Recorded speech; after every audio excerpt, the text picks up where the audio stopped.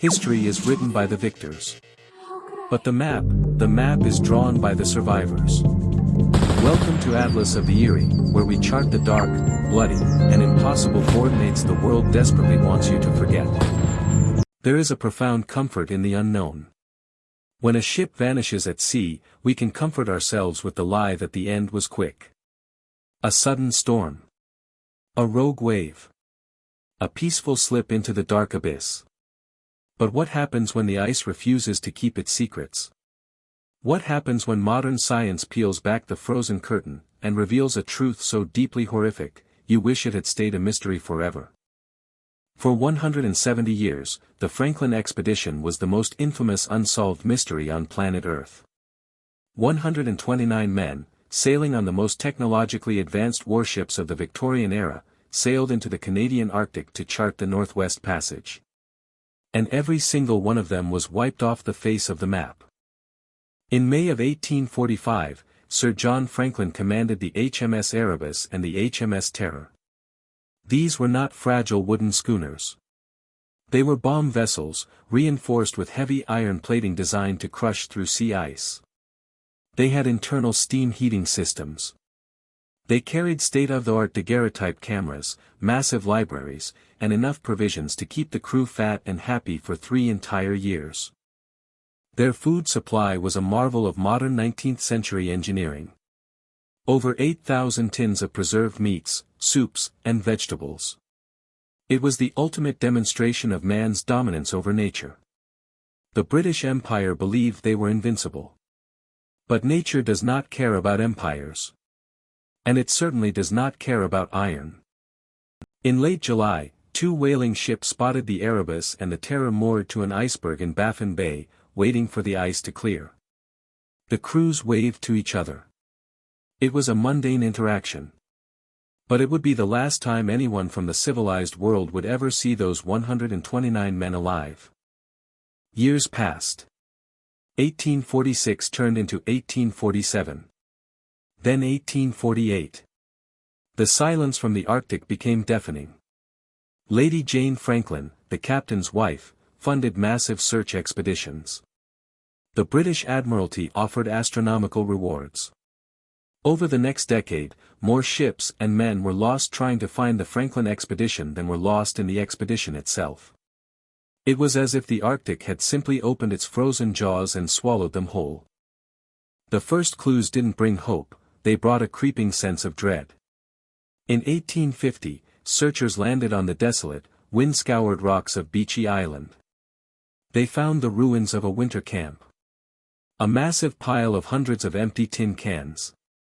And sitting quietly in the frozen gravel, 3 wooden graves. John Torrington, John Hartnell, and William Brain. The dates on the graves read early 1846. This meant men were dying before the expedition had even spent a full year in the ice. But there was no sign of the ships, and no sign of the other 126 men. The world would have to wait over a century for modern forensic science to exhume those bodies and discover the terrifying truth of what killed them. In 1854, a Scottish explorer named John Ray finally broke the silence. He didn't find the ships, but he found the local Inuit people. And the stories they told him horrified Victorian England to its core. The Inuit spoke of a ship crushed in the ice. They spoke of dozens of white men, their faces black with frostbite, their gums bleeding, staggering across the frozen wasteland, dragging massive wooden boats filled with useless silver cutlery. The Inuit said the men were starving.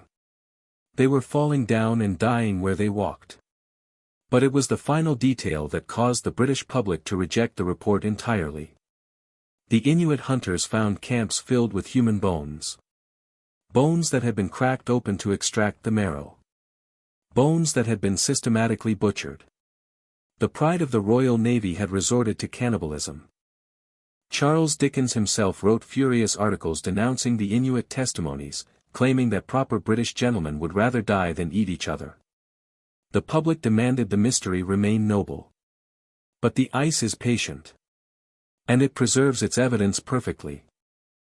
Fast forward to 1984. The mystery is no longer a rescue mission, it is a cold case.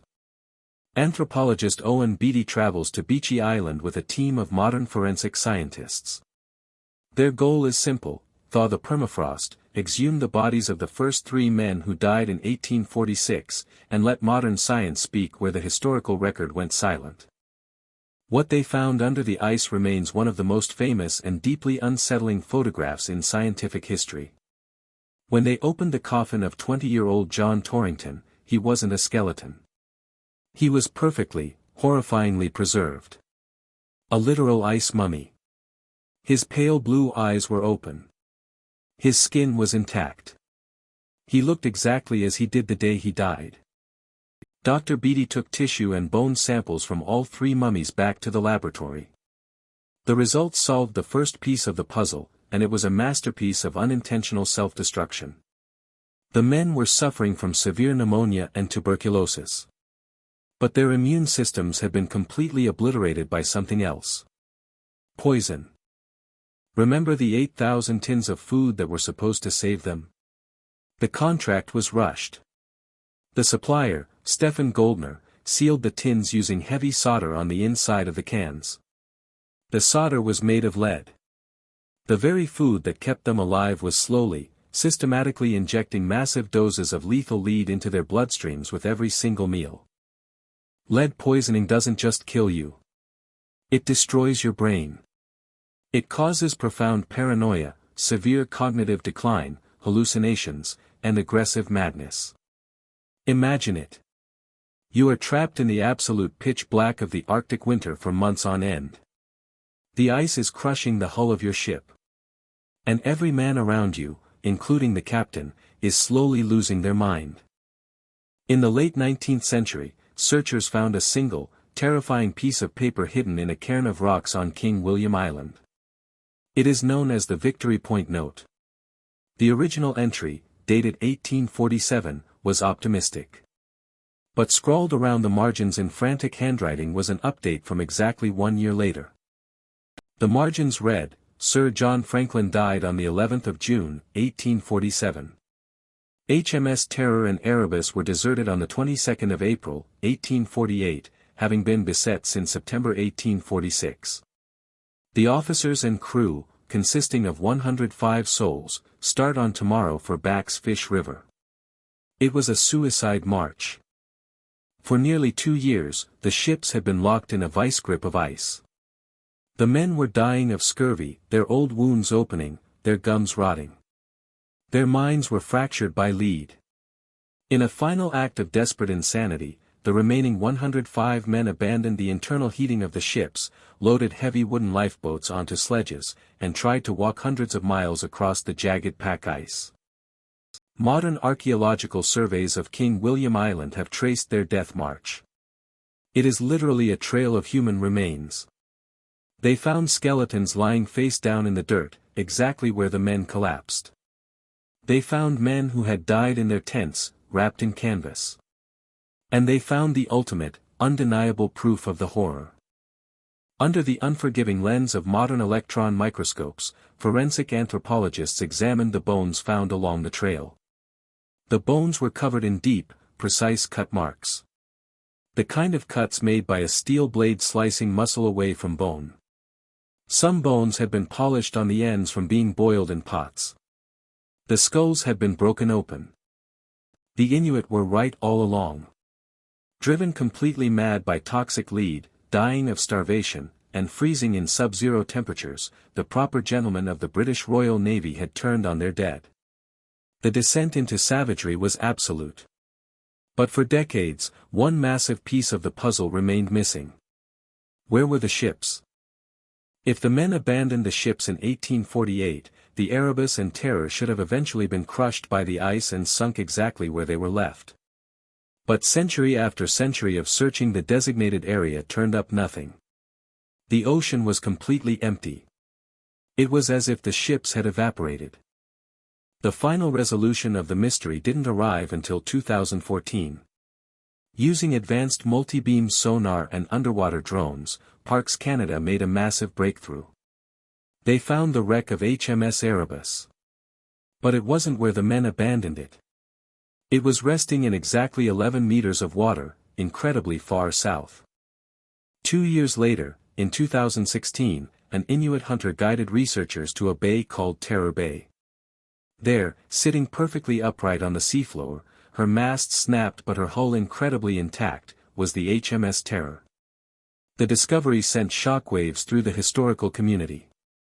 Because the location of the wrecks rewrote the entire horrifying narrative.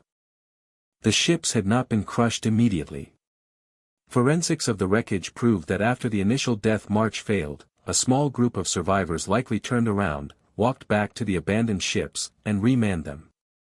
They managed to sail them further south before the ice trapped them a second time. Underwater video of the Terror shows a ship frozen in time. Plates are still sitting on the shelves. Desks are still in place.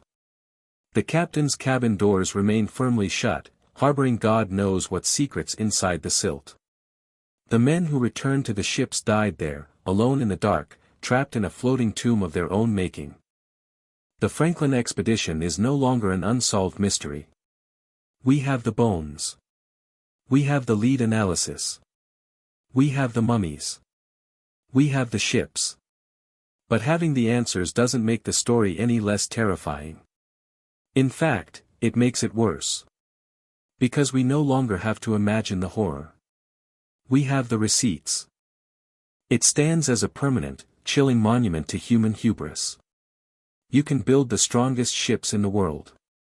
You can pack them with the greatest technology of your era.